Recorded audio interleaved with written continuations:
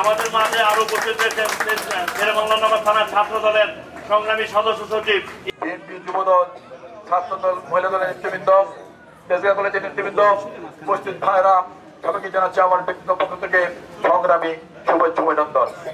প্রিয় সাথী বন্ধুরা, এই দিনটি আমাদের জন্য একটি সুখের দিন। আমাদের নেতা, বাংলাদেশের মুক্তিযুদ্ধের ঘোষক, বদুল গণতন্ত্রের প্রবক্তা শহীদ রাষ্ট্রপতি জিয়াউর রহমানকে 1981 সালের 30 মে আন্তর্জাতিক এবং দেশীয় চক্রান্তকারীরা হত্যা করেছিল। একটি পৃথিবীর বুকে মাথা উঁচু করে দাঁড়ানো শিখিয়েছিল।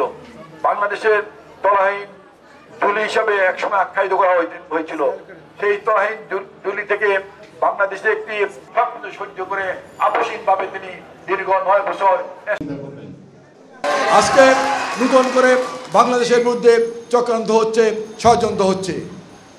তাই আজকে বলতে চাই, শহীদ রাষ্ট্রপতি জিয়াউর রহমানের এই দিনে শাহাদাত বার্ষিকীতে আমাদের শপথ নিতে হবে। আমরা তারেক রহমানের নেতৃত্বে ঐক্যবদ্ধ হয়ে সকল চক্রান্ত ষড়যন্ত্র প্রতিহত করে মানুষের ভোটের অধিকার আদায় করব, বাংলাদেশের গণতন্ত্র প্রতিষ্ঠা করব, বাংলাদেশের স্বাধীনতা সার্বভৌমত্ব আমরা অক্ষুণ্ণ রাখবো। আজকের দিনে এই শপথ নেওয়ার আহ্বান জানিয়ে আমি আমার বক্তব্য শেষ করছি।